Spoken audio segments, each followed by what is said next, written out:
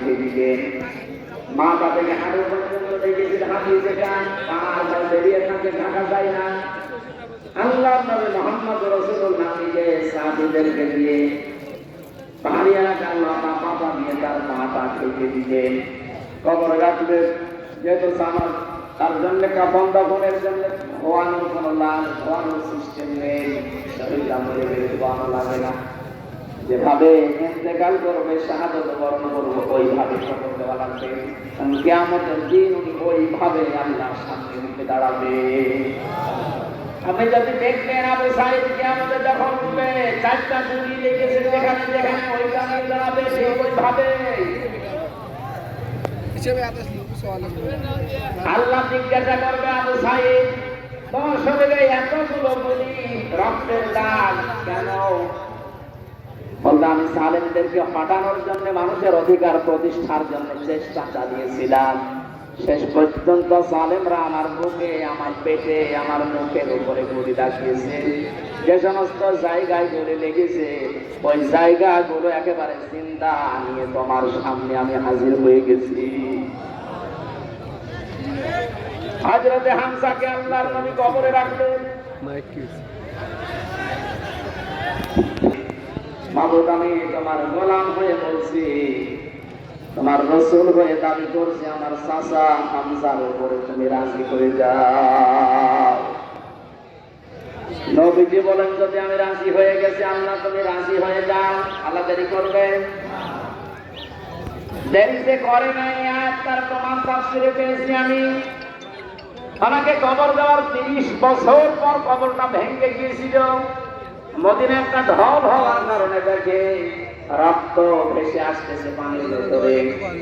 ওই সময় হযরতে হামজার সাথে যারা ছোট বয়সে যুদ্ধ করেছিল, তারা এখন মুরব্বী হয়ে গেছে। রক্ত অনুসন্ধান করতে করতে গিয়ে দেখে 30 বছর আগে মুহাম্মদ রাসূলুল্লাহর চাচা হযরতে হামজাকে ওরা যেখানে যেখানে আঘাত করেছিল তরবারি দিয়ে, ওই জায়গাগুলো দিয়ে রক্ত বের হচ্ছে।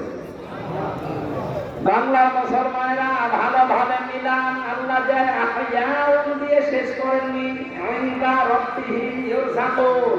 তারা তো জীবিত এবং খাবার খায়। উনি যে খাবার খেয়েছে তার প্রমাণ 30 বছরের তাজা রক্ত। কথা বলুন না কেন? এজন্য কোনোদিনই ধারণা করবেন না যে যারা শহীদ হয়ে গেল এরা মরে গেছে, বলবেন তো নাই, ধারণা করা যাবে না। এই শহীদদের আত্মার মাগফিরাত আল্লাহ ওদেরকে এমনিতেই মাফ করে দিয়েছেন। কারণ কি? ওয়ালিয়াকুলামাল্লাহুল্লাযীনা আমানু ওয়া ইয়াত্তাখিযা মিনকুম শুহাদা আল্লাহু লা ইউহিব্বুস সালিমিন। রব্বুল আলামিন বলেন, কিছু মানুষকে আমি সাধারণভাবে মরণ দিতে চাই না। যার ঈমান এবং যার অ্যাক্টিভিটিস কাজকর্ম আমার কাছে পছন্দ হয়, ওই মানুষটাকে আমি আল্লাহর শাহাদাতের মরণ দিয়ে ধন্য করে দেই। আর জেনে রাখো আয়াতের শেষের কথা, আল্লাহু লা ইউহিব্বুস সালিমিন। কোন জালেমকে আমি ভালোবাসি না, বাসবো না। এটা মোজারে বর্তমান ভবিষ্যৎ, প্রেজেন্ট ফিউচার। এখানে জালেম যারা, তাদের কপাল বড় খারাপ। আপনার দুনিয়াও শেষ, আখিরাত তো শেষই। আমি দোয়া করলেও হবে না জালেমদের জন্য, কারণ আল্লাহু লা ইয়াহদিল কওমাস সালিমিন। জালেমদেরকে আল্লাহ হেদায়েত দিচ্ছে না, দিবে না। আমরা আর চাই করে যেন জালেম হয় না যায়। এই শব্দটা যেহেতু খুব গুরুত্বপূর্ণ। জালেম, আজ অনেক জালেম বিদায় নেওয়ার পরে এখন অনেকে নব্য জালেম হওয়ার জন্য চেষ্টা চালাচ্ছে। গতকালকে চুয়াডাঙ্গার একটা খবর শুনলাম, আমি কোরআনের আয়াতের সাথে মিলিয়ে আশ্চর্য হয়ে গেছি। জালেম বিদায় নিল, জালেম আসলো থেকে। সূরা বাকারার 114 নম্বর আয়াতটা, এই এদিকে তাকান।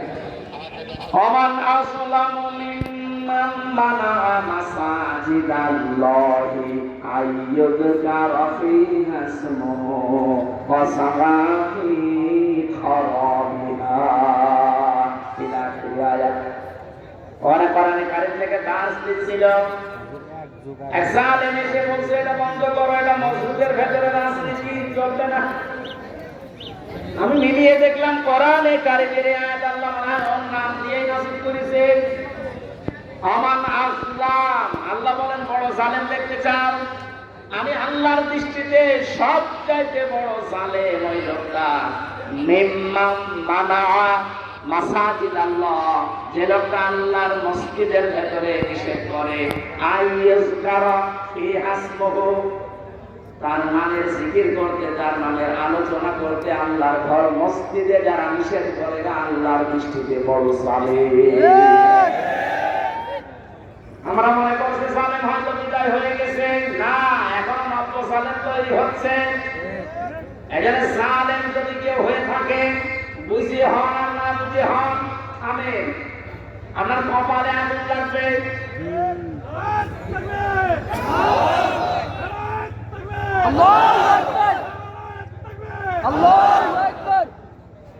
এটা সূরা শুআরার ভেতরে আছে, শেষ নাম্বার আয়াত।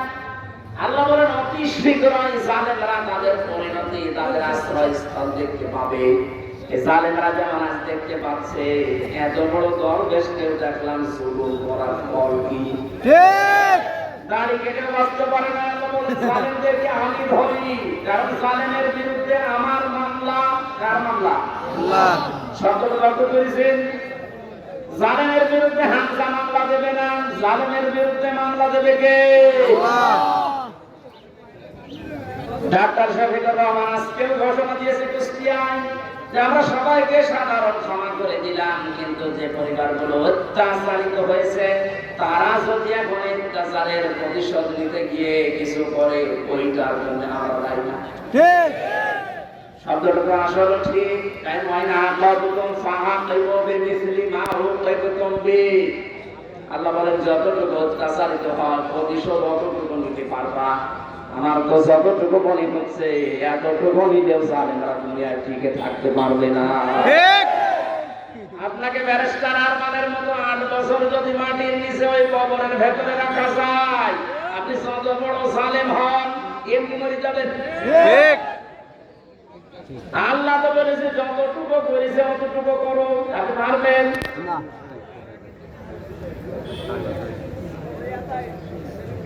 আমার উপরও যতটুকু অত্যাচার হয়েছিল, আমি চাই যাদের দ্বারা হয়েছে, যে মানুষগুলো ইঙ্গিত হয়েছে, আমি ওই মানুষগুলোকে অতটুকু না করে ছাড় দেবো না।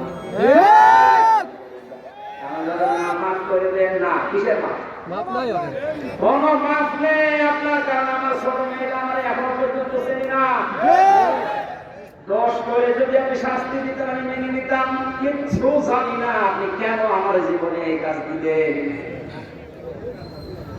যেভাবে রেখেছিলেন আমাকে আর মাওলানা মামুনুল হককে, কোন আলেমকে এত কষ্ট আমার বাংলাদেশে না শুনি নাই।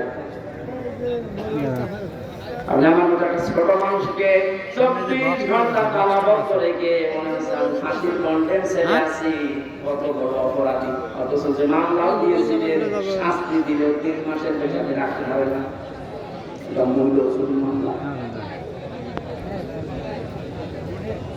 জালেমদেরকে মাফ করে দেওয়া মানে মজলুমের উপরে অত্যাচার করা। সারা বাংলাদেশের 18 কোটি মানুষকে যদি আয়না ঘরের সাথে যারা জড়িত ছিল, সে সেই কয়জনই হোক, যারাই জড়িত এর সাথে, এদেশের 18 কোটি মানুষ যদি মাফ করে দেয়, ব্যারিস্টার আরমানের কেউ মাফ করবে না। আপনার জায়গায় থাকলে আপনারও মনে হতো না আমি মাফ করবো না। আপনি যদি প্রথমে বলে দিতেন যেটা করে মেরে ফেলেছি, মেয়েটা অন্য জায়গায় বিয়ে করতে পারতো। এমন অবস্থায় রাখলেন তার বউটা বিয়েও করতে পারে না 1 বছর। যুবতী মেয়ে এভাবে জীবন্ত, যখন কঠিন বিষয় আপনি টের পাচ্ছেন না, তাই এটা ঠিক রাখা কত কঠিন বিষয় উনি পার করেছেন। আপনি বলছেন মাফ করে দিন, মাফ করে দিন। আপনার মেয়ে হয়তো এই কথা তো দুনিয়ার বিষয় না। জালেম যারা জুলুম করছে না, যেমন নব্য জুলুম করার জন্য যারা প্রস্তুতি নিচ্ছেন, আপনি কিন্তু নিজের কপালে আগুন লাগাচ্ছেন। ঠিক, আল্লাহর ঘরের ভেতরে যদি আল্লাহর নাম, আল্লাহর কোরআনের কথা কেউ বলতে নিষেধ করে, এটা দুনিয়া সবচেয়ে বড় জালেম। আল্লাহু আকবার, আল্লাহু আকবার। হুঁশিয়ার সাবধান, হুঁশিয়ার সাবধান। এবার একটা কঠিন আয়াত বলছে, তো ভরণ করে যায়। আমি যে জালেম জালেম জালেম বলছি বারবার, কেন জানেন? কারণ জালেমদের বিরুদ্ধে আল্লাহ নিজে অভিযোগ দায়ের করবেন, নিজে মামলা ঠুকে দিলেন। ইন্নামাস সাবিলু আলাল্লাযীনা ইয়াযলিমুনান নাস।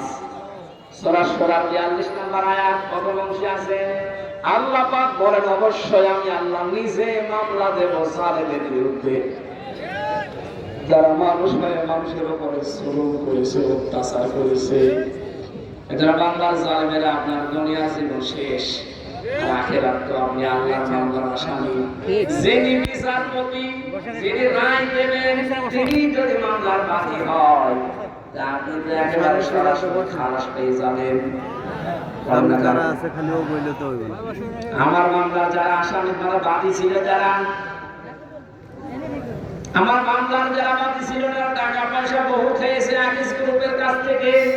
গত পরশু দিন আকিসের মালিক আমারে বলছে, হুজুর আপনাকে আমরা চাকরি দিয়েছিলাম আমাদের মসজিদের খতিব হিসাবে, ওই শয়তানরা আপনাকে পেছে ফেলে আমাদের কাছে কয়েক কোটি টাকা 5 তারিখের আগ পর্যন্ত নিয়েছে। যদি 5 তারিখ না আসতো এখন টাকা নিত।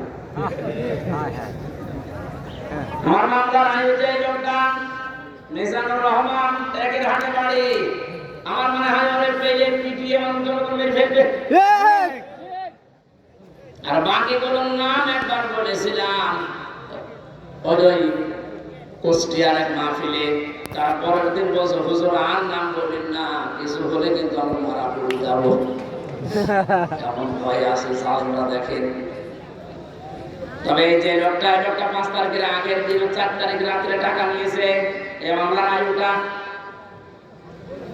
এখন নাই, থেমে গেছে। আমার মনে হয় 5 তারিখ বাংলাদেশে না আসলেও শয়তান এখনো টাকা নিত।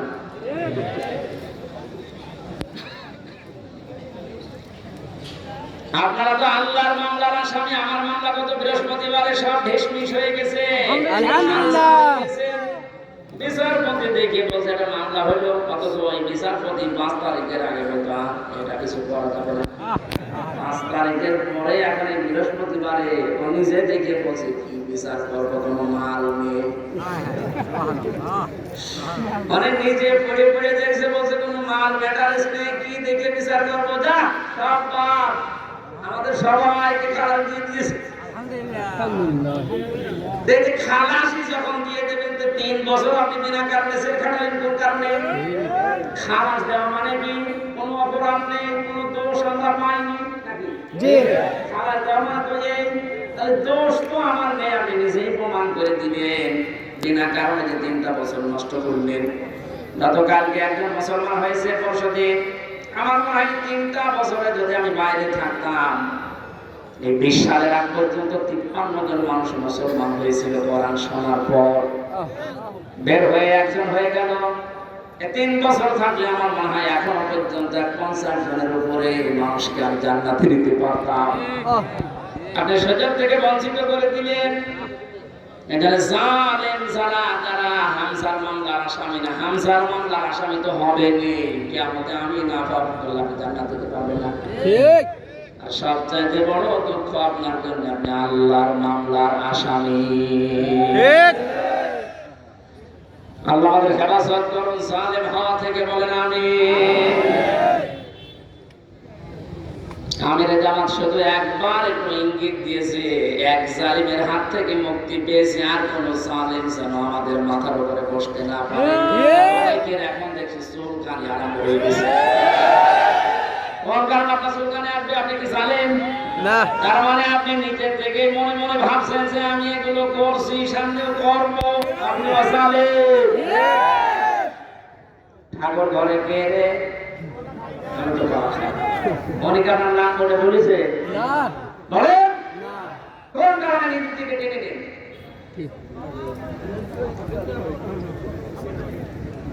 পাপ যদি পূর্ণ হয়ে যায় তখন কিন্তু আল্লাহ ছাড় দেয় না। ঠিক।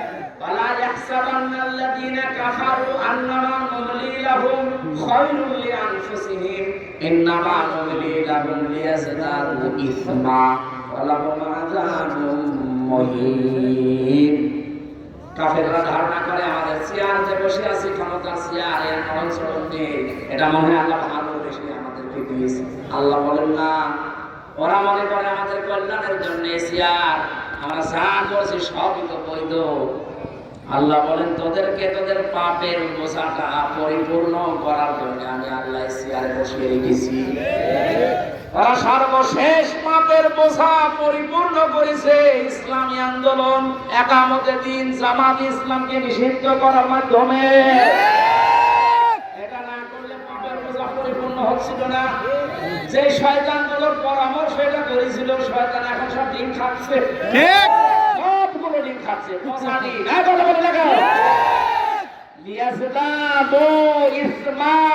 ওদের পাপের বোঝা 5 তারিখের আগ পর্যন্ত পূরণ হয়নি।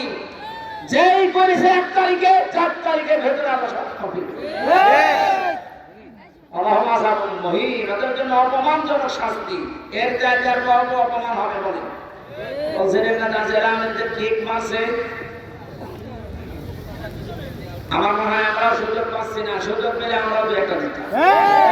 কারণ আপনারা যা করেছিলেন অসাধে কম বেশি এই দেশে যদি 10 জন আলেমকে পরিস্থিতির দিক থেকে এলেম আমল না, শুধু পরিস্থিতির দিক থেকে 10 জন মানুষকে সারা বাংলাদেশে চেনে, তার ভিতরে এটার ভেতর থেকে শুনতে শুনতে আসে যে হামজা বলে এখন আসছে। গাড়িতে আসার সময় মায়ের কোলে বসে বসে কি খাচ্ছে, চিপস খাচ্ছে, আর বসে বসে হামজা আসছে। তার মানে ও পেটের ভেতরে শুনে উঠেছে যে হামজা ঠিক। এইরকম একটা পরিচিত মানুষের সাথে আপনি আমার মাজায় দড়ি দিয়ে, পায়ের ভেতরে বেড়ি দিয়ে, তাও ডান্ডা বেড়ি, হাতের ভেতরে আপনি হ্যান্ডকাপ দিয়ে, কালো কাপড় দিয়ে চোখ বেঁধে আপনি 11 ঘন্টা টানিয়ে রাখলেন, আপনি মানুষ। আবার যখন দড়ি দিয়ে টেনে নিয়ে যেত আদালত প্রাঙ্গণে, মনে হতো যে ছাগল টেনে নিয়ে যাচ্ছে। ঠিক।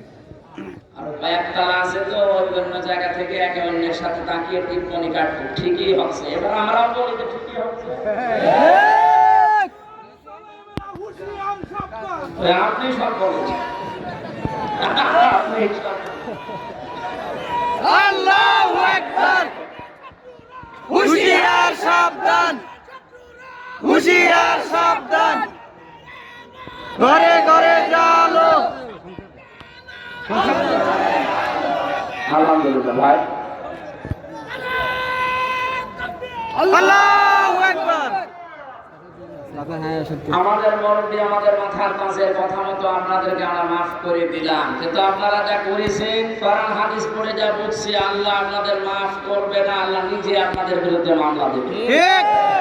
জালেম সারা এবং জালেম এখন যারা নতুন করে হচ্ছেন, আপনারা আল্লাহর মামলার কেসের আসামি। ঠিক। খুব গুরুত্বপূর্ণ বিষয়টা খেয়াল করে জীবন চালাবে। যে মানুষগুলোর আত্মার মাগফিরাত এবং রূহের আহত মানুষদের সুস্থতার কামনায় তাফসীর মাহফিলের আয়োজনে, বিশাল আয়োজনে যারা আঞ্জাম দিয়েছে, যারাই খেদমত করেছে এত বড়, আল্লাহ প্রত্যেককে তাদের মনের কামনা বাসনা পূরণ করুন। আমিন। আমরা বারবার বলছি, আমরা কিন্তু এখন পর্যন্ত বিজয় অর্জন করতে পারি না, আমরা শুধুমাত্র স্বাধীন হয়েছি। আমরা জুলুম মুক্ত হয়েছি, এখনো পুরোপুরি না, ষড়যন্ত্র তো থেমে নেই। এই জন্য আসল বিজয় হবে তখন যখন দেখবো কোরআনে কারিম দিয়ে 56,000 বর্গ মাইল চলছে। কারণ এই দেশটা 53 বছরে বাবা চালিয়েছে, স্বামী চালিয়েছে, চাচা চালিয়েছে, বুবু চালিয়েছে, ভাবি চালিয়েছে, সবই আমি না দেখে মুরব্বীরা দেখেছি। এখন না কেন শুধুমাত্র এখন দেখতে বাকি আছে, এইটা দিয়ে চললে কেমন লাগে? এইটা দিয়ে যেন সংসদ চলে, দেশটা চলে, দেখতে চান না?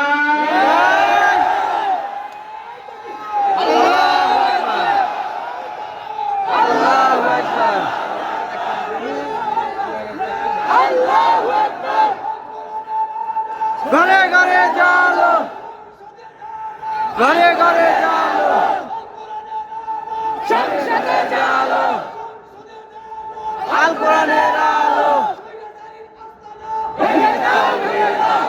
আলহামদুলিল্লাহ। অনেককে এখন এই নতুন একটা পায়দারা আজ 2 দিন থেকে শুনছি আরম্ভ করেছে যে ইসলাম যদি যায়, এরা ভুল ভাল আপনাদেরকে বোঝাচ্ছে, যদি ইসলাম যায় মেয়েরা আপনারা কিন্তু আবার ঘরবন্দি হয়ে যাবে। এই জুজুর ভয় দেখিয়ে লাভ নেই, মেয়েরা এখন বুঝতেছে। আমি স্ট্যাটাস গুলো পড়ে ফেসবুকে অধিকাংশ মেয়েরা এখন বলতে চাচ্ছে ইসলাম আসলে আমরা মায়ের কোলে থাকবো। আমিরে জামাত ঘোষণা দিয়েছে যদি আল্লাহ আমাদেরকে কবুল করেন, মেয়েরা যে নিরাপত্তা পাবে কিয়ামত পর্যন্ত এই দেশের মেয়েরা বলতে পারবে না যে আবার কোরআন বাদে অন্য কিছু আসবে। এটা দেখাতে চাই, দেখাবো ইনশাআল্লাহ। কোরআনের সূরা সূরা, সূরা মানে সংসদ, সূরা মানে কি? যেহেতু সংসদ নির্বাচন সামনে আসছে, সংসদ নির্বাচন সামনে সবাই দাঁড়া আছে, দেখে দেখে নেতা নির্বাচন করা যায়, ওই কথাগুলো আল্লাহ সূরা সূরার ভেতরে ওই যে গেলে বুঝে ওখানে ফাঁকা আছে। আয়াতের নাম্বার 7 কত? আমরা সব কিছু বাদ দিয়ে সরাসরি কোরআনের আয়াতে যাচ্ছি। আল্লাহ পাক বলে মাকাযালিকা আওহাইনা ইলাইকা, আমি এইভাবে করে হে নবী আপনার প্রতি ওহী নাযিল করেছি। এই আয়াত নাযিল করা দেখে বোঝা যাচ্ছে এর আগে আল্লাহ বিভিন্ন নবীদের উপরে ওহী দিয়েছিলেন নাকি? ধারাবাহিকতায় বিশ্ব নবীও পেয়েছেন। আল্লাহ নবীকে আল্লাহ যেটা দিলেন কোরআনান আরাবিয়্যা, নবীকে যে আল্লাহ ওহী দিয়েছেন তার নাম আরবি কোরআন। কি কোরআন? আরবি কোরআন। এই ভাষাটা যে আমাদের মাতৃভাষা না, এটা আমাদের কাছে একটু কঠিন লাগে, কিন্তু পৃথিবীতে সবচেয়ে সহজ ভাষা আল্লাহ তার কাছে আরবি ভাষা। ওহী যে কোরআনে কারীম আরবি ভাষায় এসেছে, মুসলমানেরা আমাদেরকে এখন ঈমানের দাবি অনুযায়ী আরবি ভাষায় শুদ্ধ করে